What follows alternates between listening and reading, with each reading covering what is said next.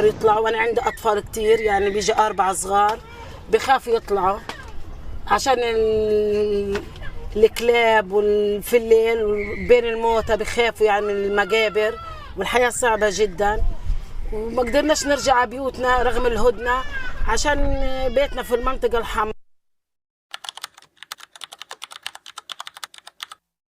Halo semuanya, kita dari kelompok 8, saya Alia Mukbita Agustia. Saya Nisa Zeba Putri Safira.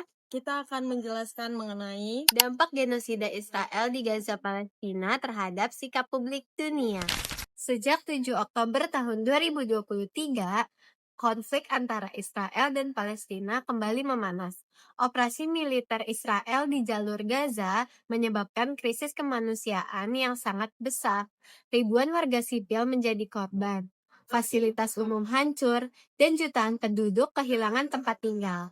Peristiwa ini tidak hanya menjadi konflik regional, tetapi berkembang menjadi isu global yang memengaruhi opini masyarakat internasional. Berbagai aksi solidaritas muncul di berbagai negara, mulai dari demonstrasi, kampanye media sosial, penggalangan dana, hingga gerakan boikot terhadap perusahaan yang dianggap mendukung Israel. Lalu, mengapa masyarakat dunia begitu terlibat? Apa kepentingan masing-masing aktor? Dan bagaimana hubungan internasional menjelaskan fenomena ini? konflik Israel-Palestina sebenarnya telah berlangsung selama puluhan tahun. Namun, eskalasi pada tahun 2023 membuat perhatian dunia meningkat secara drastis. Banyak organisasi internasional menyatakan bahwa kondisi di Gaza telah menimbulkan krisis kemanusiaan yang serius. Rumah sakit rusak, sekolah hancur, distribusi bantuan terhambat, serta jutaan masyarakat mengalami pengungsian. Akibatnya, publik dunia mulai memberikan tekanan kepada pemerintah masing-masing agar mengambil sikap terhadap konflik tersebut. Amerika Serikat menolak laporan Amnesty International yang menyatakan adanya bukti konklusif bahwa Israel melakukan genosida terhadap warga Palestina di Gaza. Pernyataan ini disampaikan oleh Wakil Juru Bicara Departemen Luar Negeri AS Vedant Patel pada Kamis 5 Desember 2024.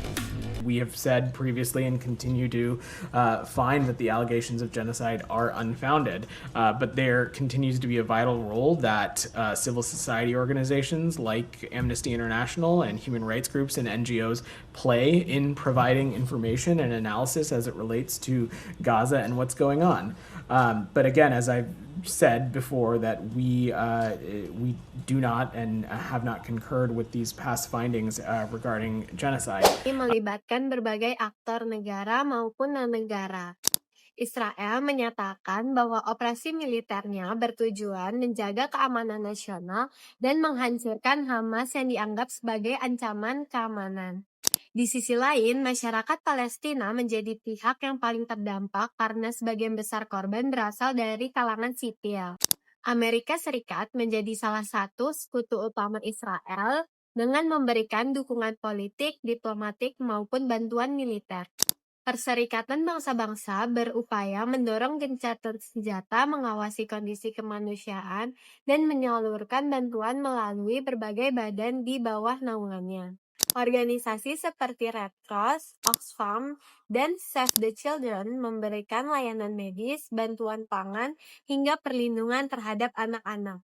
Yang menarik, masyarakat internasional juga berubah menjadi aktor penting melalui media sosial, demonstrasi, hingga gerakan boikot. Publik memberikan tekanan moral dan politik kepada pemerintah. Di balik konflik ini, setiap aktor memiliki kepentingan yang berbeda. Pertama, Israel mempertahankan keamanan nasional, menghancurkan Hamas, mempertahankan dukungan Amerika Serikat dan negara sekutu, menjaga posisi strategis di Timur Tengah. Yang kedua, ada Palestina. Palestina memiliki kepentingan yang jauh lebih luas daripada sekadar bertahan hidup. Melindungi warga sipil, memperoleh bantuan internasional, memperoleh pengakuan internasional sebagai negara, mewujudkan kemerdekaan Palestina, dan hak menentukan nasib sendiri. Mengakhiri pendudukan wilayah Palestina, membuka akses kemanusiaan ke Gaza, mencapai perdamaian yang adil. Ini penting karena memang salah satu tujuan politik Palestina adalah memperoleh pengakuan negara merdeka. Yang ketiga, PBB. Menegakkan hukum humaniter internasional, melindungi warga sipil, mendorong ceasefire, memastikan bantuan kemanusiaan dapat masuk. Yang keempat, ada NGO, mengurangi penderitaan masyarakat, menyelamatkan korban, memberikan pelayanan kesehatan. Yang kelima, publik dunia. Masyarakat dunia memiliki kepentingan yang lebih bersifat normatif, solidaritas kemanusiaan, mendorong gencatan senjata, mendesak pemerintah mengambil sikap, meningkatkan kesadaran global, menekankan perusahaan melalui boikot.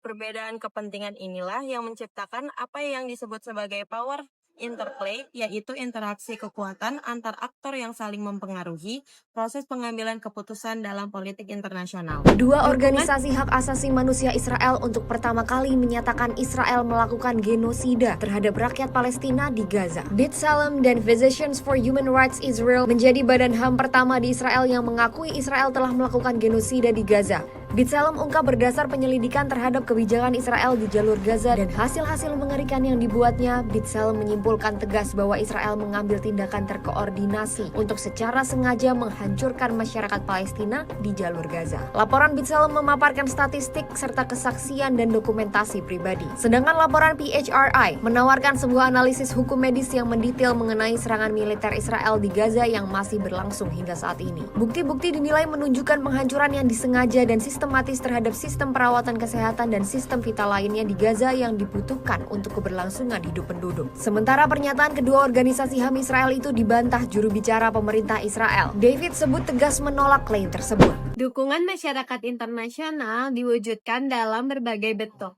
Demonstrasi di London, New York, Jakarta, Kuala Lumpur, dan Sydney. Di media sosial, hashtag seperti Free Palestine, Ceasefire Now, dan All Eyes on Gaza menjadi trending global.